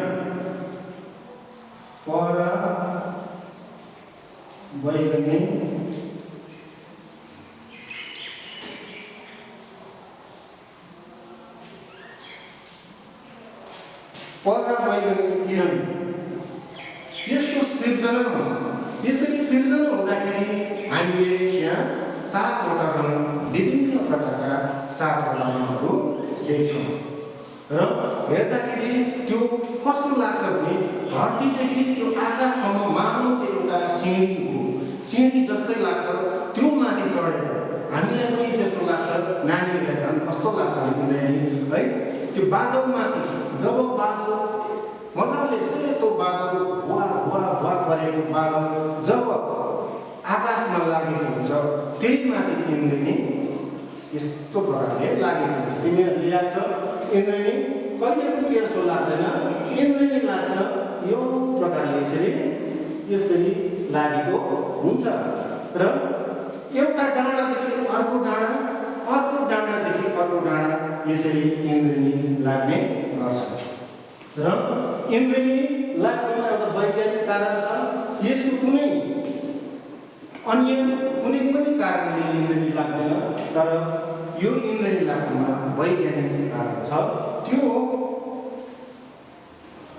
पृथ्वीमा जब पानी पर्छ, पानी पर्दाखेरि घामको जब किरण त्यहाँबाट प्रवेश गर्छ, हामीलाई लाग्छ कि त्यति बेला के श्री सिर्जना भएको छ, त्यसलाई चाहिँ हामी इन्द्रेणी भनेर भन्छौँ। अब इन्द्रेणी तिमीहरू मध्ये सबैले देखेको छ, इन्द्रेणीमा चढेर खेल्न मन पनि सबैलाई लाग्दो हो। र इन्द्रेणीमा अब 7 रङ हुन्छ भनेर भनिएको छ। यसले 7 रङ के हो त भन्ने तिमीहरूको मनमा निश्चय पनि जिज्ञासा हुन्छ। र यो 7 रङ पहिला म तिमीलाई अङ्ग्रेजीमा बताउँछु। त्यो अङ्ग्रेजीमा बताएको आधारमा तिमीहरूले राम्रोसँग याद गर्न सक्छ।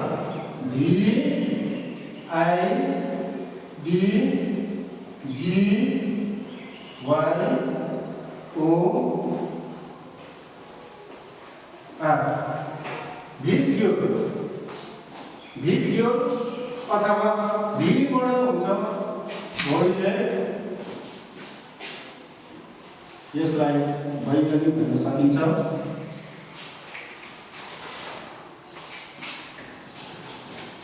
आइबाट इन्डिगो,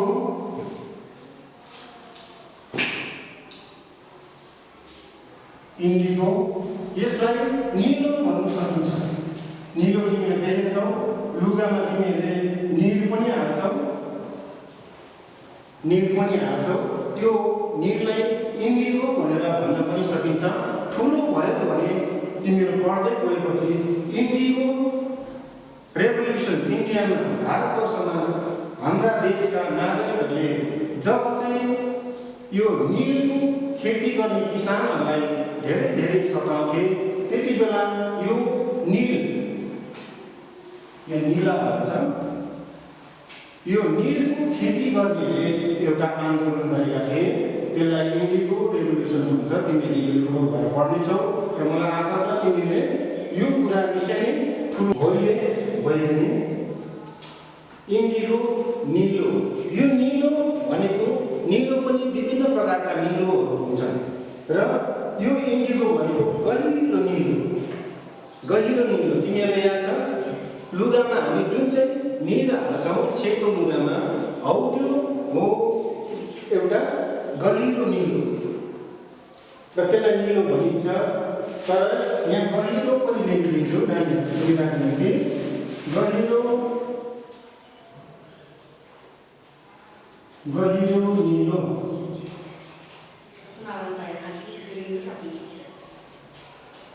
भयो, भोइलेट पनि भयो वैज्ञानिक कलर, इन्डिगो पनि भयो निलो रङ।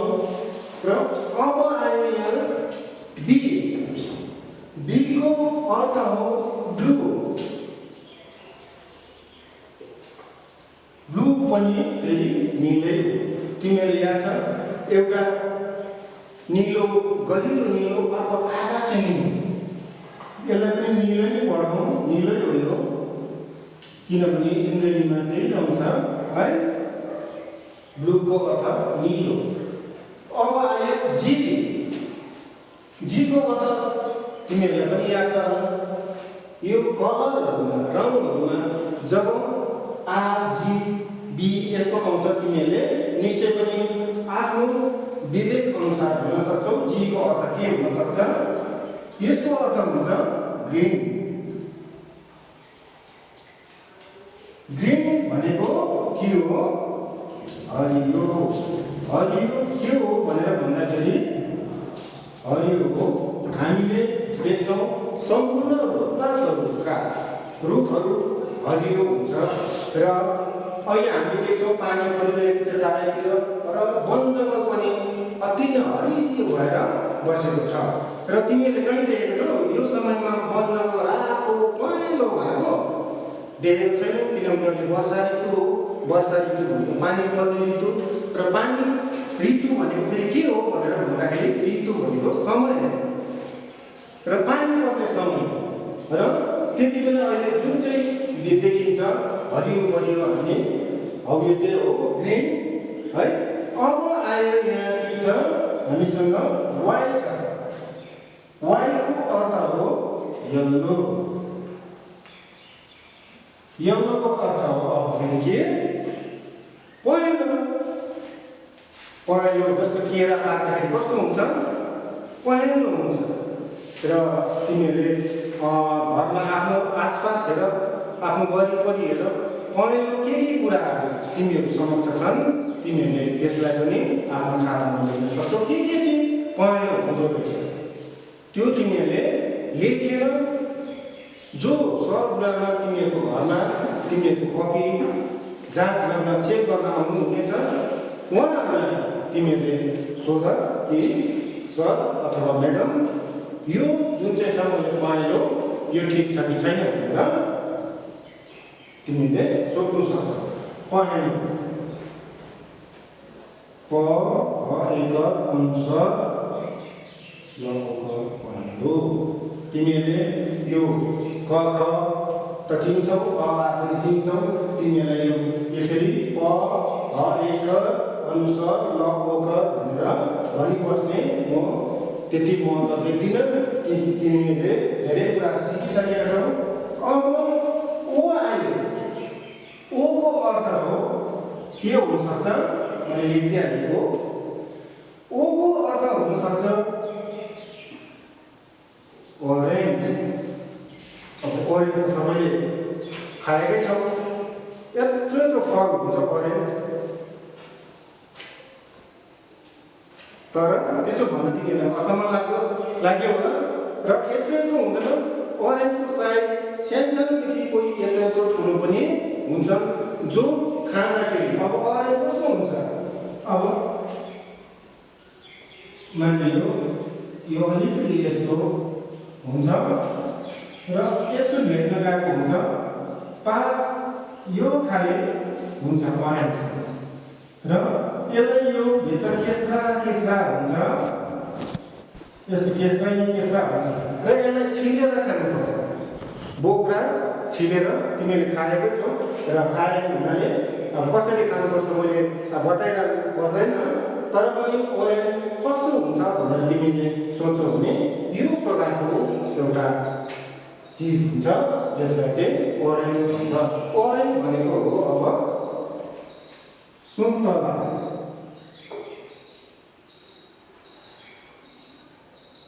सुन्तला अब आयो अन्तमा के उब्रियो आग। आगको अर्थ के हुनसक्छ भनेर भन्दा अब के हुनसक्छ आगको अर्थ रेड।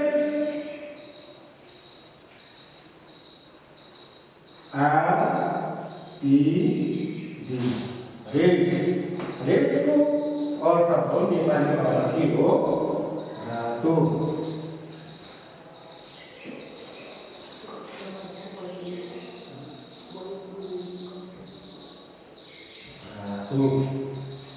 अब एउटा स्पष्ट चित्र आयो त्यो के हो भने इन्द्रेणीमा हामीले 7वटा रङहरू हुन्छन् भनेर हामीले पढिसकेका छौँ। मैले नानीहरूलाई बताइसकेको छु। त्यो इन्द्रेणीमा के रङ हुन सक्छन् भनेर भन्दाखेरि अब भीबाट आयो भोइलेट, आईबाट आयो इन्डिगो, बीबाट आयो ब्लू, जीबाट आयो ग्रीन, वाईबाट आयो येल्लो, ओबाट आयो ओरेन्ज अनि आरबाट आयो रेड। र यसको अर्थ पनि यहाँ भोइलेटको नेपाली अर्थ हो बैगनी, इन्डिगोको नेपाली अर्थ निलो। निलो भन्दा कस्तो निलो गहिरो खालको निलो। ब्लूको अर्थ निलो हल्का निलो भनौँ र ग्रीनको अर्थ हो हरियो, येल्लोको अर्थ हो पहेँलो, ओरेन्जको अर्थ हो सुन्तला रङको सुन्तला। सुन्तला नलेखेर यसलाई म नानीहरूको सुविधाको निम्ति सुन्तला रङ गरिदिन्छु ल। सुन्तले रङ र आगको अर्थ रेड। र यी 7वटा रङहरू मिलेर एउटा इन्द्रेणी बनेको हुन्छ। संसारको कुनै पनि भागमा इन्द्रेणी लागेको होस्, ती इन्द्रेणीहरूमा यी सबै 7वटा रङहरू हुन्छन् र यसलाई अर्को यो रङ के हुन्छ र कसरी याद गर्ने इन्द्रेणीका रङ मैले तिमीहरूलाई यो बताइहालेँ। भिडग्योर हुन्छ, इन्द्रेणीको रङ भिडग्योर हुन्छ भनेर बताइसके भने अब यसको अर्को पनि छ, अर्को उपाय पनि छ जसलाई याद गर्यो भने तिमीहरूले इन्द्रेणीको रङ कहिले पनि बिर्सिँदैनौ। त्यो हो नेपालीमा छ। त्यो चाहिँ के हो भने अब बय, यो बय भयो, यो नि भयो है, अर्को पनि नि लेखौँ, ह भयो, यो प भयो, प, यो स, दन्तेश्वरलाई स भनेको हो है, र सु भयो र अब बैनी हपसुरा, बैनी हपसुरा यसलाई यसरी याद गर्न सकिन्छ। बैनी हपसुरा भन्ने याद गर्यो भने तिमीहरूले इन्द्रेणीकरण शब्द अर्थात् आफै के रङहरू हुन्छन् भन्ने कुरा तिमीहरूलाई स्पष्ट याद हुन्छ। अब हामीले पढ्यौँ इन्द्रेणीका रङहरू र नानीहरू फेरि एकपल्ट राम्रोसँग हेर। बैनी हपसुरा, भिडग्योर अङ्ग्रेजीमा पनि तिमीले याद गर्न सक्छौ र तिमीहरूलाई यादै छ है कुन रङ हो भनेर। भीबाट के आउँछ, आईबाट के आउँछ, बीबाट, जीबाट, वाईबाट, ओबाट अनि आरबाट कुन रङहरू आउँछन् भन्ने कुराहरू तिमीहरूलाई मलाई लाग्छ स्पष्टै भइसक्यो। र नानीहरू यहाँ मैले इन्द्रेणीका रङहरूलाई बताइसकेँ र यसलाई मेटाउँदैछु। फेरि एकपल्ट राम्रोसँग हेरिराख्ने। यो भिडग्योर पनि मेटाउँदैछु र यसका अर्थहरू पनि म क्रमशः मेटाउँदै गइरहेको छु र मलाई आशा छ तिमीहरूले यो इन्द्रेणीका जो तिमीहरूलाई भविष्यसम्म पनि काम लाग्न सक्छन् र यो कुराहरू तिमीहरूले अब ध्यान दिएर अब यो रङहरूबारे तिमीहरूले याद गर्न सक्छौ। यहाँ कवि मानेको हुन् नरबहादुर दाहाल।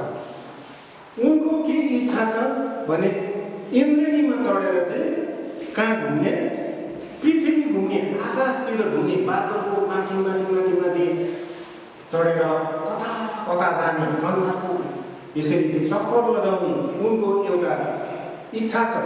र हामीलाई पनि लाग्छ कोही बेला त्यो यस्तो प्रकारको बादल हुन्छ, त्यो बादल खेलाउँ लाग्दो रुवा जस्तै, रुवा भनेको जुन चाहिँ हामीले सिरपहरू बनाउँछौँ है, राम्रो खालको रुवा हुन्छ एकदम जो मुलायम हुन्छन् त्यो रुवा जस्तो र त्यसमा चढेर डुल्ने कविको पनि ठुलो इच्छा छ। अनि मैले अघि भने इन्द्रेणी एउटा डाँडादेखि सधैँ अर्को डाँडासम्म लागेको हुन्छ। अन्त इन्द्रेणी एउटा विशेषता के हुन्छ भने हामी जति टाढा जान्छौँ गाडीमा जाउँ त्यो अझै नजिक आउँदै गरेको लाग्छ। वास्तवमा त्यो हाम्रो एउटा दृष्टिभ्रम हामीले देखेकै कुरा पनि त्यो वास्तवमा भुल हुन्छ र त्यो वास्तवमा इन्द्रेणी त्यही जग्गामा हुन्छ। हामीले त्यस्तो लाग्छ, हामीलाई पछ्याउँदै आइरहेको। तिमीहरू कहीँ जाँदाखेरि तिमीले हेर्न सक्छौ कि कहीँ इन्द्रेणी लागेको छ, तिमीहरू गाडीमा गइरहेको छौ र इन्द्रेणीले हेर्दा धेरै टाढो पुग्दासम्म पनि तिमीले धन नजिक यसरी पछ्याइरहेको जस्तो तिमीहरूलाई अनुभव हुन्छ। अब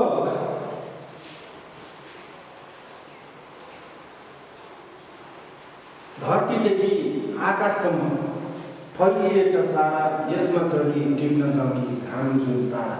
र नानीहरूको तिमीहरूको इच्छा सबैको नानीको इच्छा हुन्छ कि पृथ्वीमा बसेर आकाशमा लागेका ताराहरू टिलिल टल्किरहेका हुन्छन्। राति हेर्दाखेरि जुनहरू मुस्कुराइरहेका हामी देख्छौँ र नानीहरू त्योसँग ताराहरूसँग जुनसँग खेल्ने इच्छा गर्छन् र कविको पनि यसमा के इच्छा छ भनेर भन्दाखेरि त्यो इन्द्रेणीमा चढेर कहाँ जाने माथि घुम्ने ब्रह्माण्ड भनेको सारा संसार है माथि ब्रह्माण्डदेखि पनि माथि ताराहरू छ जुनहरू छ र यस्ता अनेकौँ ताराहरू छन् भनेर विज्ञानले भन्छ। तिनीहरू ठुलो भइसकेपछि यो माथि वायुमण्डल त्योदेखि माथि पनि तारामण्डलहरू पनि तिनीहरू पढ्न सक्षम हुनेछौ। मलाई आशा छ तिमीहरू त्यही स्तरसम्म निश्चय नै पुग्नेछौ। र अब म तिमीहरूलाई केही काम घरको काम भन्छ नि होमवर्क त्यो दिन्छु र तिमीहरूले सबैले घरको काम यहाँ जुन चाहिँ म दिन्छु एकदमै राम्रोसँग सफा तरिकाले ह्यान्डराइटिङमा तिमीहरूले लेख्नेछौ र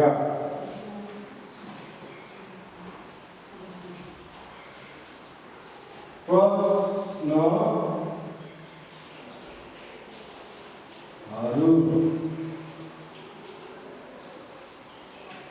धेरै दिन तिमीहरूलाई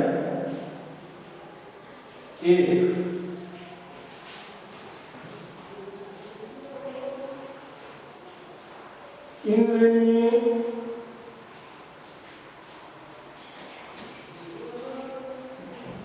कसरी लाग्छ? सजिलो छ।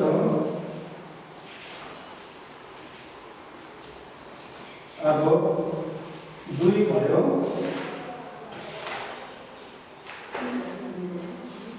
इन्द्रेणीमा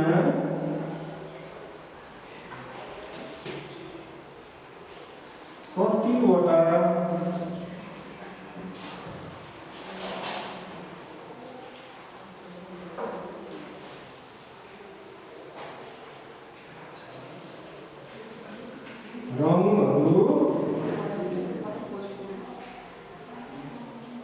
हुन्छन्?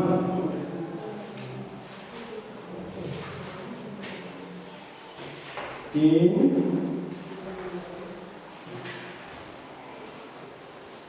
प्रत्येक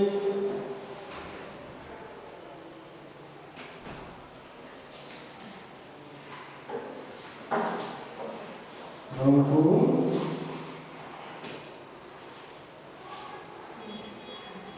नाम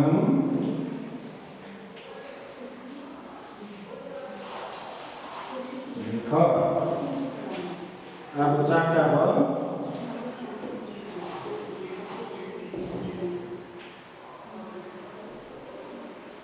कविता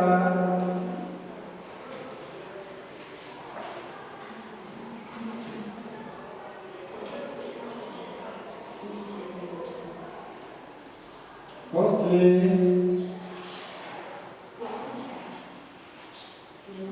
लेखेका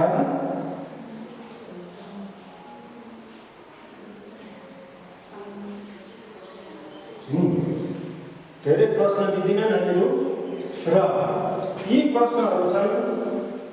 1 नम्बर इन्द्रेणी कसरी लाग्छ, 2 नम्बर इन्द्रेणीमा कतिवटा रङहरू हुन्छन्, 3 नम्बरमा प्रत्येक रङको नाम लेख। अघि मैले जुन चाहिँ रङ भनेको थिएँ यहाँ लेखिदिएको थिएँ त्यो नामहरू नै तिमीले लेख। र 4 नम्बर कविता कसले लेखेका हुन्। यी प्रश्नहरू तिमीहरूले अवश्य गर्नेछौ। अनि तिमीहरू कहाँ आउने सर गुरुआमाहरूलाई आफ्नो खातामा राम्रो ह्यान्डराइटिङमा लेखेर देखाउनेछौ। र फेरि अर्को क्लासको निम्ति म तिमीहरूसँग भेट्नेछु भनेर बिदा माग्दै यो पाठ यही समाप्त